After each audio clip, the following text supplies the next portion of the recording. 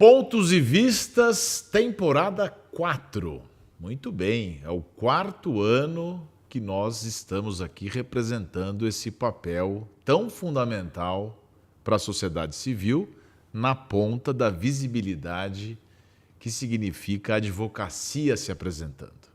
Pontos e Vistas, todos sabem, é um podcast da OAB de São Paulo, de iniciativa da OAB de São Paulo, que busca trazer reflexões, pensamentos, opiniões acerca do maior e mais importante poder de Estado, que é o judiciário, do qual nós, advogados e advogadas, somos partes fundamentais e indispensáveis. Nós trouxemos o ilustre doutor Ricardo Vita Porto para falar do cenário eleitoral, da legislação eleitoral. Afinal de contas, estamos no ano eleitoral e é um ano com muitas e muitas conversas a respeito. Seja muito bem-vindo, doutor Ricardo, ao Pontos e Vistas. É um prazer recebê-lo. Sergei, eu quero te agradecer pelo convite e estou aqui para a gente conversar um pouco sobre direito eleitoral, sobre eleições, porque, inclusive, as pessoas ainda nem sabem, né? Às vezes me param na rua e falam o seguinte... Quem são os candidatos? Não, eleição esse ano vai ser para quê? É para vereador, é para prefeito, é para presidente. E sabe a culpa de quem é isso? Da legislação eleitoral. Da legislação eleitoral mais restritiva do planeta. Hoje, você não pode praticamente fazer campanha eleitoral. Por quê? O Congresso Nacional, a cada escândalo novo que teve, colocou a culpa no sistema, né? Não nas pessoas. E aí, vamos baratear as campanhas eleitorais. E como se tentou baratear as campanhas eleitorais? Reduzindo a propaganda. A gente tinha 3 meses de campanha eleitoral, hoje são 45 dias. Isso já foi assim do passado, né? Na última. No passado. Mas as pessoas, Sergei, estão sem informação para fazer uma boa escolha. E tudo que a gente fizer agora, mirando a eleição, é considerado como campanha antecipada e o candidato pode ser cassado ou não?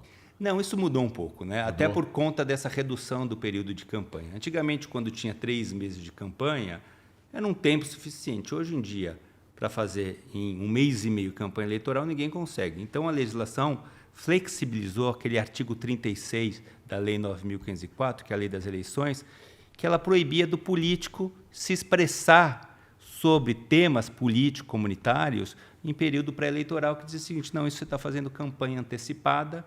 E a pena era alta, era a pena de R$20 mil e dobrava na reincidência. Hoje, quem está em pré-campanha, ele pode falar quais são as suas aptidões, qual o seu currículo, revelar sua pretensão de ser candidato nas eleições desse ano, quais são os seus projetos, suas propostas, mas não pode fazer o que é chamado o pedido de voto, implícito e explícito. E aí que entra uma certa subjetividade nesse tal de implícito. Exatamente. Nós tivemos o caso, por exemplo, do presidente da República nas escolas de samba, sendo homenageado. Há quem diga que foi um erro crasso, outros dizem, não, mas vai tomar uma multa lá na frente e tal. Mas cassação não dá. Na reiteração, sim. Tá? Não vai ter outra escola de samba agora. Não, mas a reiteração da conduta, né, Sergei? Tá. O que acontece? A gente não está aqui cuidando... Não, só estou pegando um exemplo. Tem candidatos da oposição, também destacados, que eventualmente fazem uma passeata a título de um protesto e também se manifestam eleitoralmente, ou outras pessoas falam, esse aqui vai ser o nosso presidente. Isso não é campanha antecipada? É implícito? Sergei, o que acontece? A gente não tem uma diferença aqui importante entre o direito eleitoral e o direito criminal. Tá? O direito criminal, ele vai punir a pessoa por um ato que ele cometeu. O direito eleitoral não é isso. A multa é para você se coibir a conduta para que ela não influencie no processo eleitoral. Então, muitas vezes, há o cometimento de uma ilegalidade que acaba não resultando na cassação da candidatura ou do diploma, se ele vier a ser eleito, porque houve aquele ato ilícito, mas ele não impactou no resultado do pleito. Então, a ideia, essa construção do nosso arcabouço jurídico eleitoral é, primeiro, colocar medo, né? Não na questão da propaganda antecipada. Eu acho que a propaganda antecipada, se ela não tiver custo, né? Porque a gente tem que combater também o poder econômico nas eleições. Se ela tiver custo, eu acho que não teria problema nenhum. Mas é importante, até para dar igualdade de condições entre todos os candidatos, que se resguarde alguns limites que não podem ser ultrapassados. Se ultrapassados, a Justiça Eleitoral vai verificar se aquilo impactou no resultado ou não do pleito. Se impactou, vamos anular a eleição. Se não, vida que segue. Ou, ao menos, aplicar uma pena de inelegibilidade em quem cometeu aquela ilegalidade. Agora, é importante a gente cada vez mais falar de campanha eleitoral, né? A gente vive aqui nos grandes centros e, nas vésperas das eleições, o eleitor não sabe. Esse ano a gente vai votar para deputado federal, deputado estadual, 2 senadores, governador, presidente da República, e a imprensa, a grande imprensa, acaba cobrindo só a eleição presidencial, né?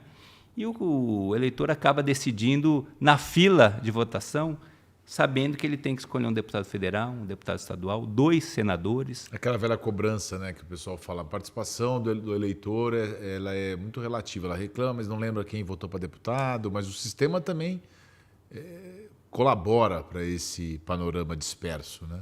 Por isso que eu defendo, quanto mais propaganda, mais e por o eleitor... 45? Porque quem foi o gênio que descobriu esses 45 dias? Por que, por exemplo, não corta a questão do custo que você falou? Eu não sei qual é a sua opinião, mas tem lá o fundo eleitoral, tem o fundo partidário. Por que não tira o dinheiro e aumenta o tempo de campanha, por exemplo? Já que é para economizar o nosso dinheiro, porque a nossa paciência também já não está muito grande. É uma desculpa esfarrapada, né, Sergei? Porque... A minha, não. Não, do legislador.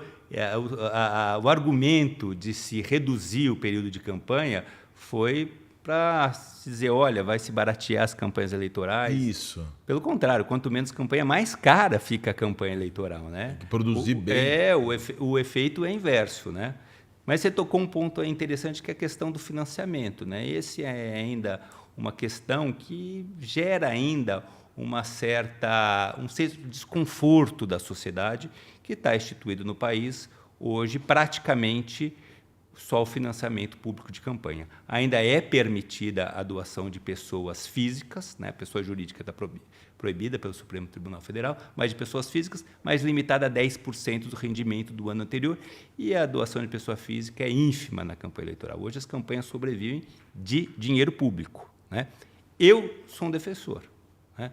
Por quê? Primeiro eu vou lembrar do sempre ministro Marco Aurélio do Supremo Tribunal Federal, que dizia que a democracia custa cara, mas é um preço módico que se paga por ela.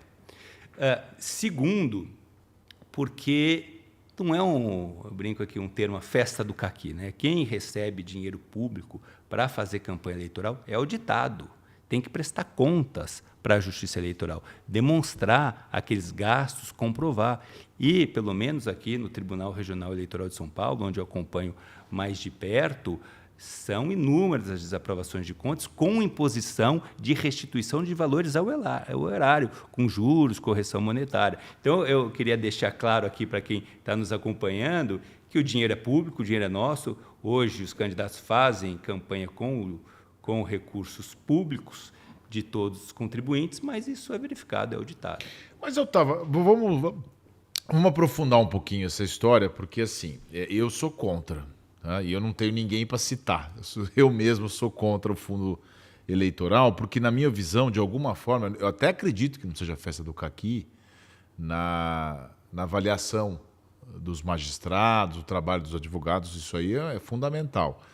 Mas você perpetua um sistema, porque o cidadão, seja o partido como grandes partidos, como MDB, PSD, o PT, os partidos maiores, é bastante dinheiro na mão de algumas pessoas, cuja presença ela é garantida por uma perpetuação política. Por exemplo, eu estava vendo os candidatos a presidente da República. A gente pode citar porque ninguém está com nenhuma predileção. Lula, Caiado. Esse povo estava lá em 89.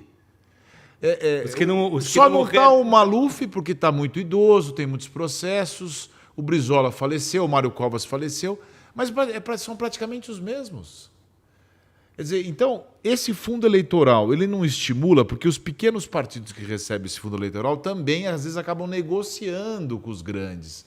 Como é que Financiamento, por exemplo, candidatura independente não seria uma solução, como tem nos Estados Unidos? Não, eu, como advogado de partido político, não vou falar nunca. Mas você poderia. Mas você é eleitoralista, você defenderia as candidaturas avulsas. Não, mas deixa eu te falar, a solução... Eu misturei bastante tema, mas... Não, mas a solução não é fácil, Sergei, porque o que acontece? Se o partido for também distribuir igualitariamente sobre todos os candidatos, né, evidentemente vai haver um desequilíbrio ali, porque você tem candidatos com potencial de votos muito maior do que outros. A chapa, evidentemente, não é homogênea. Mas você coloca aqui um ponto importante, que é talvez se concentrar o poder de distribuição dos recursos públicos no âmbito do próprio partido esteja prejudicando a renovação. Eu até entendo que houve um momento da redemocratização que era necessário você ter um apoio do Estado para que consolidasse a democracia no Brasil. Mas hoje, por que nós temos que dar dinheiro para o cidadão? Eu entendo que ainda é um processo, como disse, você falou, citou o Marco Aurélio, grande ministro, está um pouco até pasmo com a situação que está acontecendo hoje no Brasil, em termos de Supremo. Mas será que não seria o momento da gente ousar? Há quem diga, por exemplo, que as candidaturas financiadas por grupos econômicos. Mas, por exemplo, eu citei o PT. O partido PT hoje é um partido que tem seus tentáculos de estrutura sindical. Ele não precisa de dinheiro público mais, ou precisa?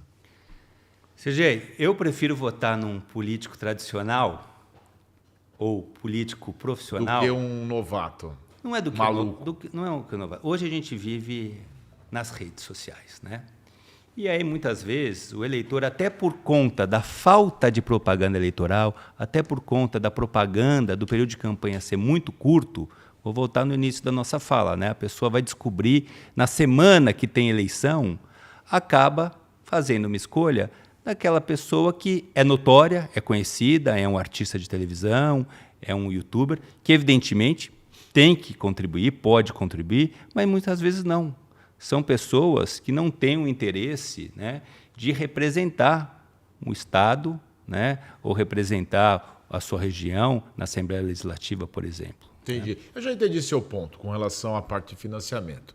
Voltando um pouco à eficácia da eleitoral, já que tudo passa pela contratação. É como se a gente estivesse contratando. Teve até um determinado político que usou uma expressão que as pessoas deveriam escolher um governante como um CEO. Aí foi criticado, não, um político, um presidente do Brasil não é CEO e tal. Eu, Sergei, tenho uma opinião. Você tem que escolher alguém que você convidaria para tomar um café na tua casa. Você abre a porta, conversa com aquela pessoa. Se essa pessoa for digna de entrar na tua casa, tomar um café, fazer parte da tua convivência, você pode votar nela. É um dos requisitos, é claro. Essa eficiência da eleitoral, você falou que não é casa do caqui, que o pessoal está pegando no pé, está pegando tudo. A gente tem assistido mais cassações. Inclusive, o governador do Rio de Janeiro foi cassado por abuso de poder econômico. E me parece que a classe política, não sei se porque está ainda muito dinossauro, eles não estão entendendo isso, né? Porque depois sempre é a mesma desculpa. Aviltou a democracia, eu fui eleito e tal. Você acha que melhorou está mais eficaz ou ela está mais política, a justiça? Não, a justiça eleitoral sempre foi um exemplo para todos os outros ramos, né? Sempre foi um exemplo. É uma justiça eficiente, célere, né? Os prazos são de 24 horas, 48 horas, prazo para recurso de 3 dias. A justiça eleitoral sempre funcionou. Então, não é uma novidade que a justiça eleitoral, ela, quando, fazendo uma analogia ao jogo de futebol, tem uma falta, né? Ela está lá em cima e marca essa falta. E precisa ser feito isso, né? Cassações acontecem, né? E devem acontecer, como eu disse, quando aquela conduta realmente impactou no resultado da eleição. Deseleger alguém é muito sério, né, Sergei? O povo não sabe votar, o povo votou mal, mas esse é o nosso sistema democrático. Sempre o ideal e o nosso objetivo é respeitar o resultado das urnas.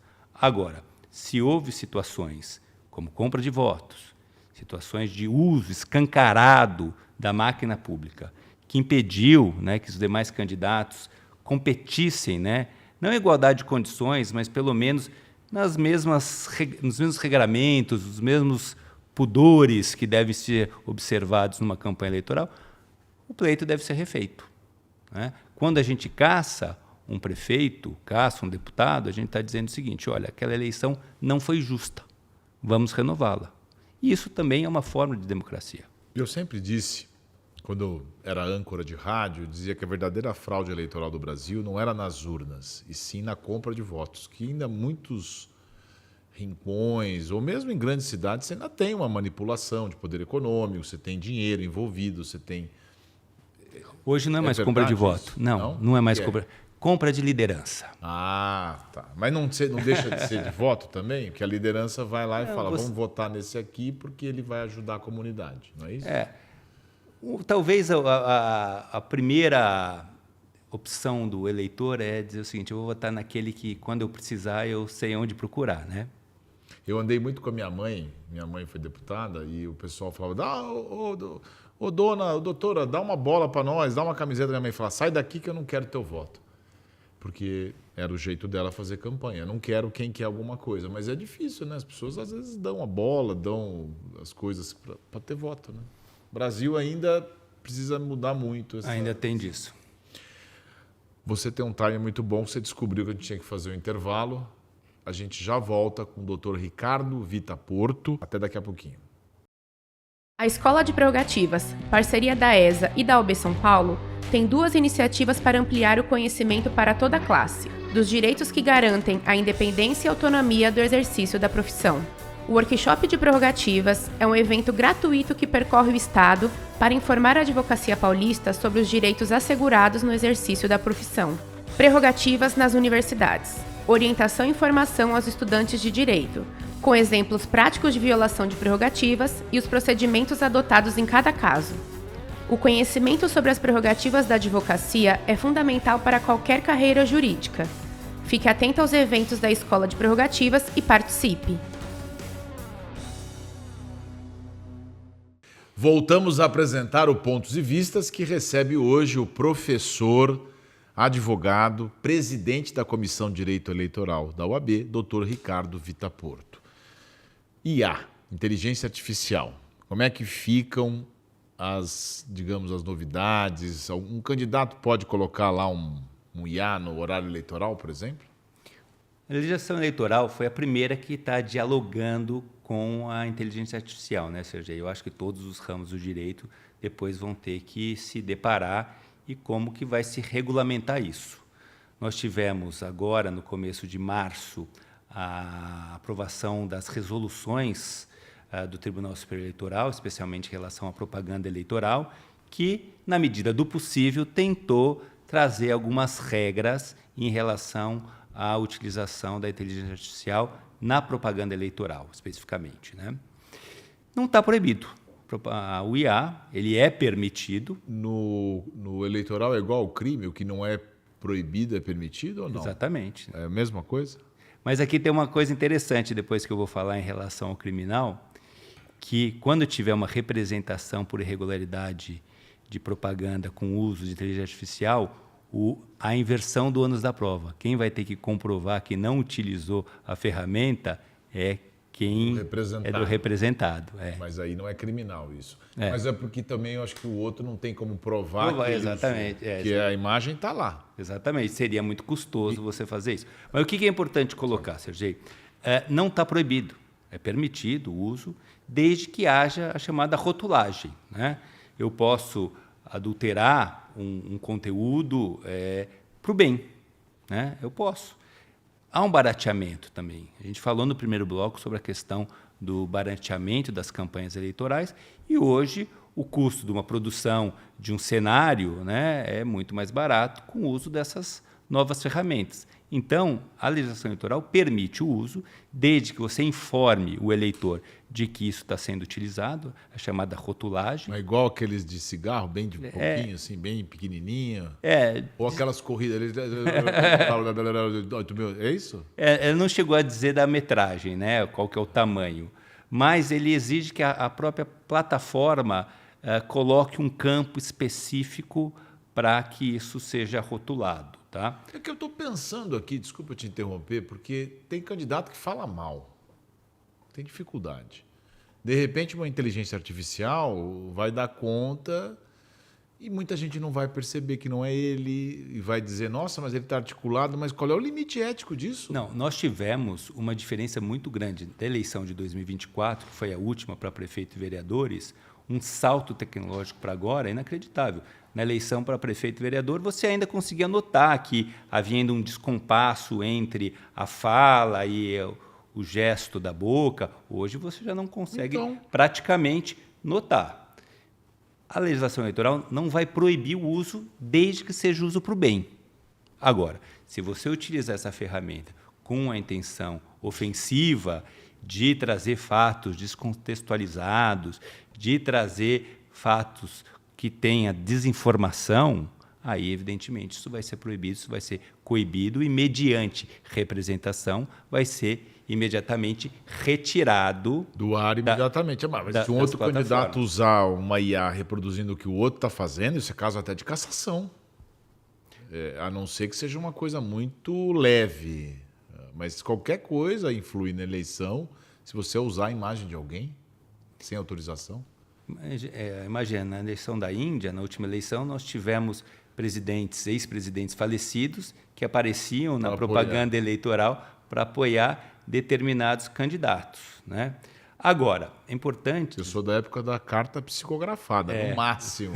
Agora aparece a pessoa mesmo. Aparece a pessoa mesmo pedindo voto, né? A gente ia colocar Getúlio Vargas, Juscelino Kubitschek pedindo voto para algum candidato a presidente da República, né? Tem mortos mais expoentes, mais recentes, que poderiam influenciar a eleição. Agora, eu fiquei curioso, você falou que quem inverte o ônus da prova... Como é que eu vou provar que não sou eu lá? Eu tenho tecnologia para isso? Eu tenho que fazer uma perícia, é isso? Inclusive, há já um cadastramento de peritos pela própria Justiça Eleitoral para realizar esse tipo de verificação. Agora, o que é interessante é que a resolução deixa claro a possibilidade de retirada imediata do conteúdo, no que a gente chama de poder de polícia da Justiça Eleitoral, quanto esse conteúdo desinformativo ele tiver a intenção de atacar o nosso processo eletrônico de votação ou o Estado Democrático de Direito, subverter a ordem democrática do país.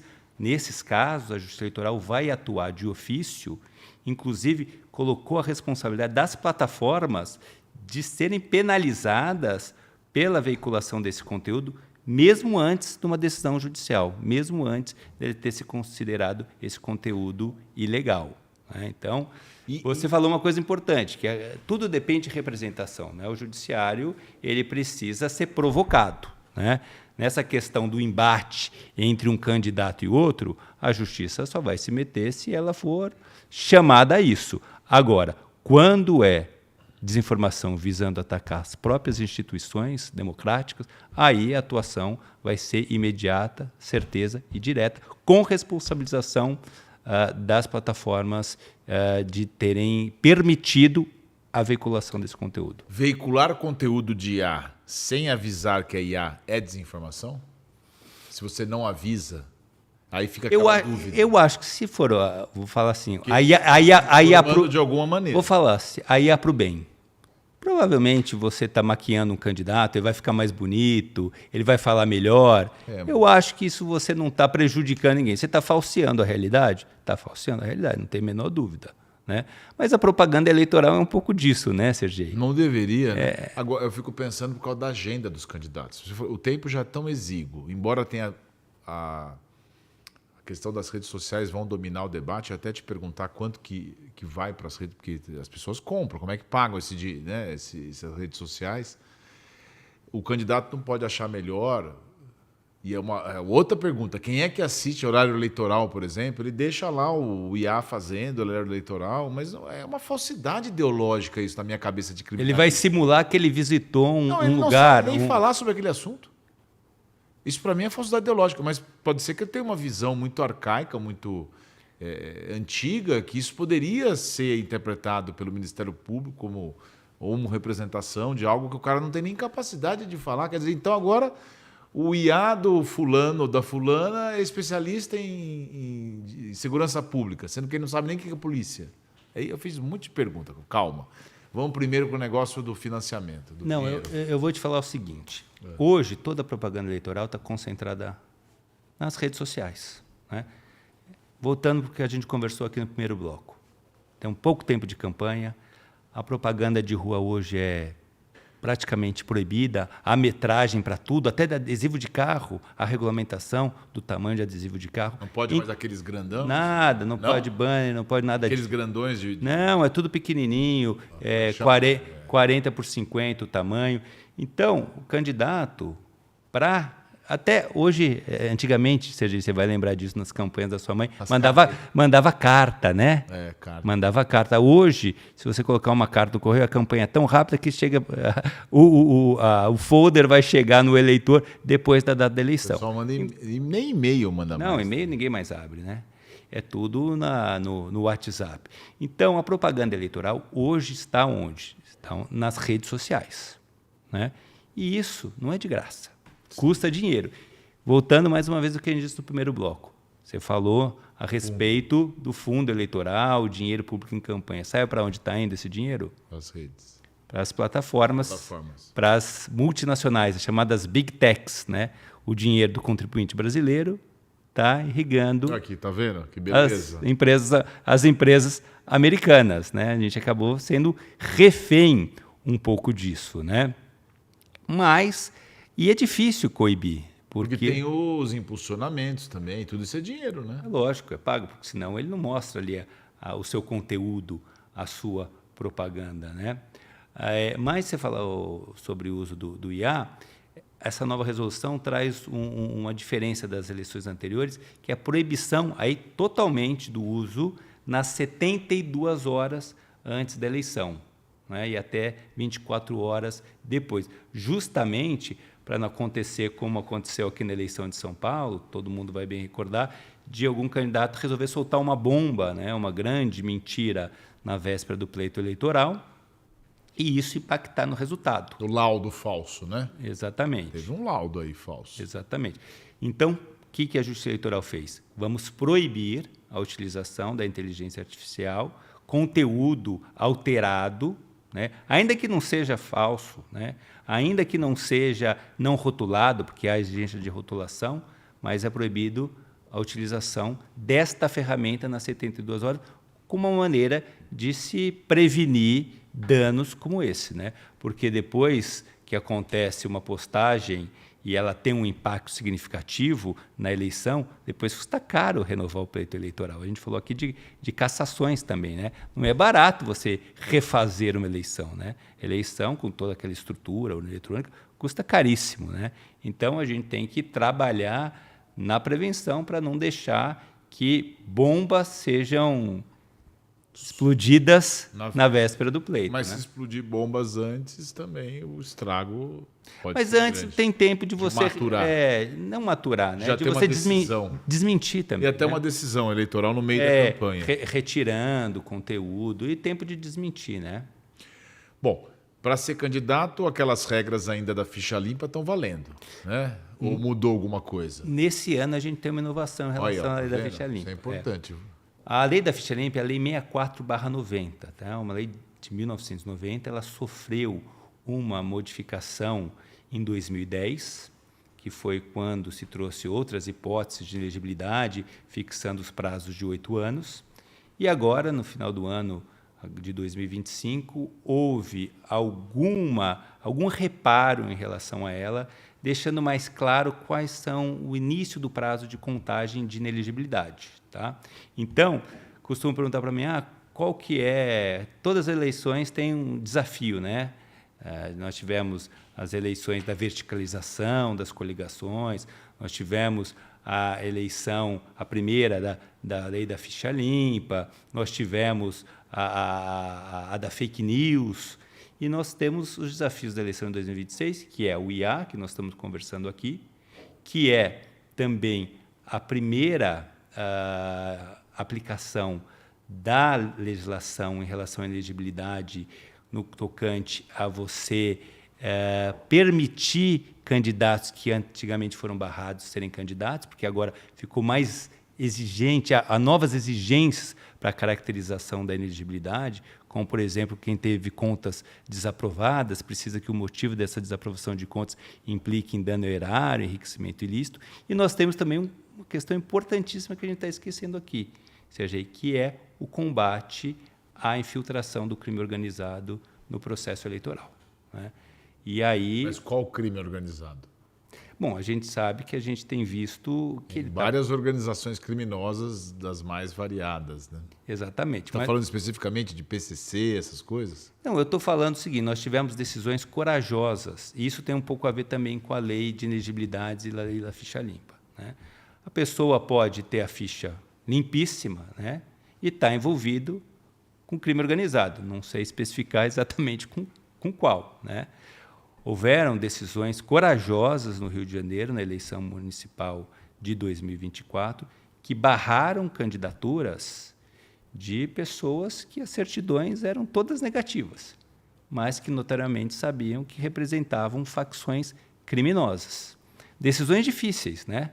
Porque a gente precisa ter um critério objetivo, ter uma peneira para saber quem pode ou quem não pode ser candidato. Você chama de corajoso, mas eles se basearam em fatos, né? Trouxeram aos autos fatos que superam aquele duralex e adilex da lei. Sim, que trouxeram fatos que não apontados em certidões, mas eram notórios, eram conhecidos naquele âmbito social daqueles municípios específicos, né?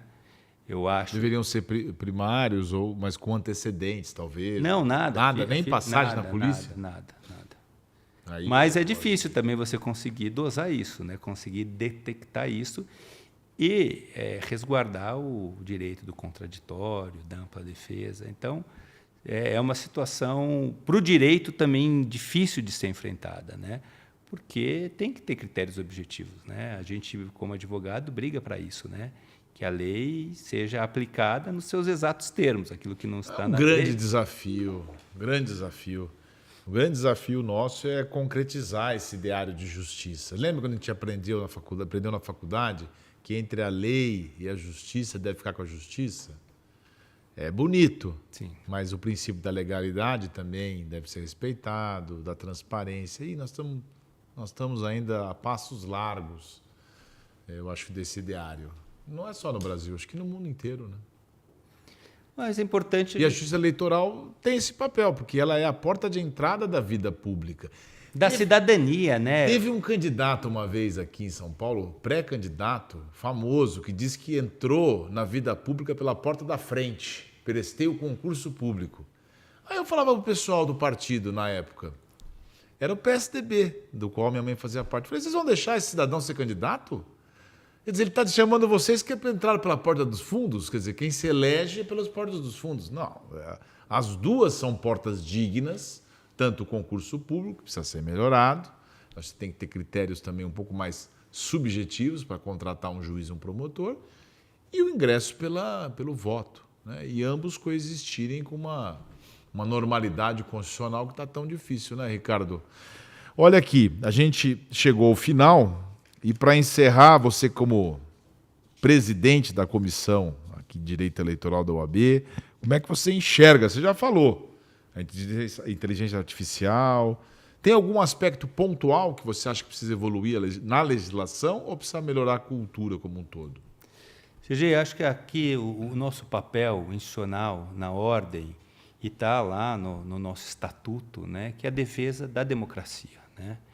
A gente tem que combater a desinformação que leva o eleitor a votar equivocadamente. Então, nosso papel aqui no OAB, a gente tem observatórios, nós estamos, inclusive, constituindo o Observatório das Candidaturas Femininas, isso é legal. Das candidaturas de negros, as candidaturas de indígenas, para justamente coletar denúncias, porque hoje a gente tem toda uma regulamentação em relação a cotas de participação, né? Ainda não há reserva de cadeiras, que eu acho que também daria um tema para podcast inteiro para a gente discutir com isso, mas há a obrigatoriedade de o partido constituir candidaturas efetivas de mulheres no limite mínimo de 30%. Nós estamos vendo muitas cassações, inclusive, de vereadores nas eleições passadas, porque tivemos candidatos que não eram reais, né? Que acabavam não fazendo campanha, tendo a votação geral. Tipo um laranja, né, digamos assim. É o que se fala, né? Usa essa expressão. Só colocou o nome lá. Colocou e não fez campanha. Então, nosso papel institucional aqui na OAB, como guardião da democracia, é ser um polo, né? Primeiro, de debate. Minha intenção sempre aqui na Comissão de Direito Eleitoral foi chamar os advogados eleitoralistas, e é fabuloso, um dia, se você visitar a nossa reunião, tem advogado de todos os partidos, da extrema esquerda até a extrema direita, né? A gente faz questão aqui na OAB de dar voz para todos, né? Mas como um foro de discussão, né? Com objetivo comum, né? Principalmente no enfrentamento das dificuldades profissionais, né? Hoje a Justiça Eleitoral não temos que reclamar, uma justiça preparada, com julgadores qualificados, tem instrumentos legais, jurídicos para você resolver qualquer tipo de situação, mas tem questões que a classe precisa sempre se posicionar. Então, nós utilizamos aqui nossa comissão com esse objetivo. Primeiro, de discutir, de aprimorar a legislação, e segundo, de qualificação. Nós vamos fazer o 3º Congresso Paulista de Direito Eleitoral. No 2º Congresso, na eleição de 2024, nós tivemos mais de 1.500 inscritos. Vamos trazer aqui as maiores autoridades, professores, ministros dos tribunais superiores para discutir legislação eleitoral aqui na OAB de São Paulo. Eu faço questão aqui de convidar todos, vai ser no dia 7 e 8 de maio desse ano, a participar conosco. E vamos chamar os candidatos e candidatas para fazer debates aqui, né? Esse ano tem eleições, presidente, governador, senado, vamos nos ajeitar para trazer informação. Informação para o advogado. E eu estou disposto a apertar os caboclos. Vamos lá. Todos eles. Vou estar junto. Viu? Um abraço. Obrigado. Um abraço. Muito obrigado a você que acompanhou Pontos e Vistas, que você já sabe é um podcast da OAB de São Paulo.